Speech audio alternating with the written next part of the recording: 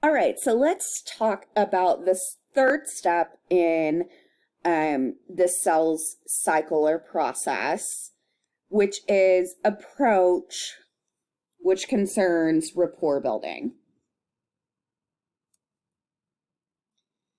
So, approach is going to cover those first few minutes of a sales call. And when I say sales call, in selling, the sales call does not necessarily mean like I'm calling them on the phone.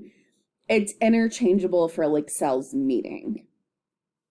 So this time is important because that's when you start establishing rapport.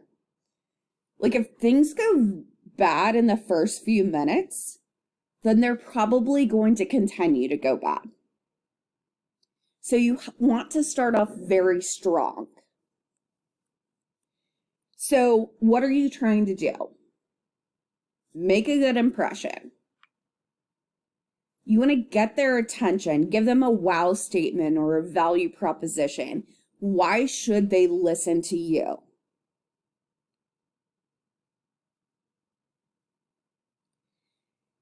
So first, you want to establish communication. So take a second and think about, how do you think that you could do this?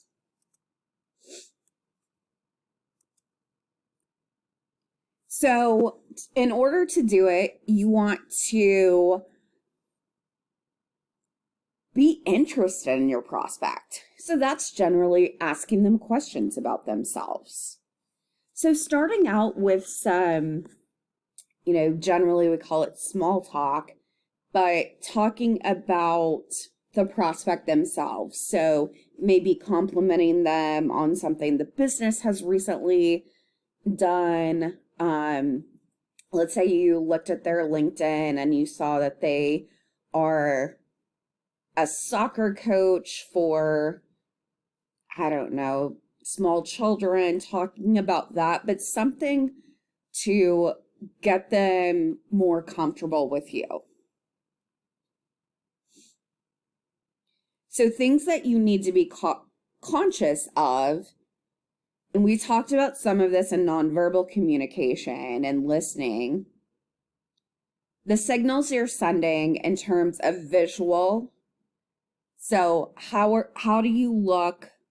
What's the nonverbal communication? Am I turning towards the person I'm talking to? Am I nodding my head? Am I giving eye contact? What are my paralinguistics? So what's my rate of speech? What's my tone? What's my volume? So paying attention to all of those things to make a good first impression. So if you go back to nonverbal communication, if you'll remember, one aspect of that was impression management. And so this is exactly where that comes in. So I mentioned before that in, the first few minutes, you want to have a value proposition, a wow statement, something that kind of hooks them, gets them interested so that they want to listen. So some things to think about, and the numbers might as well be bullet points because it's not that you do it necessarily in this order, but make it simple. So you don't want to go on and on and on. You're going to select 1 to 2 key benefits for the prospect. And if you remember, a benefit is a solution to a problem and specific to your prospect. You're also going to be very specific and focus on those tangible outcomes while reflecting any dimensions that add value. And you're not going to overpromise.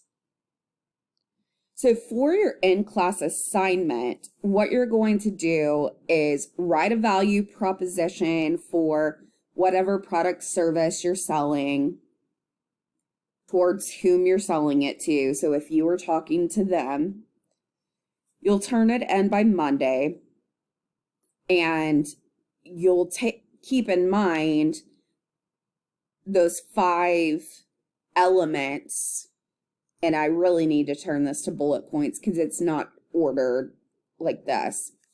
So just a simple example, and yours can be the simple as well. Let's say that you work for the W and you're selling meeting rooms to a mid-sized firm in Oklahoma City.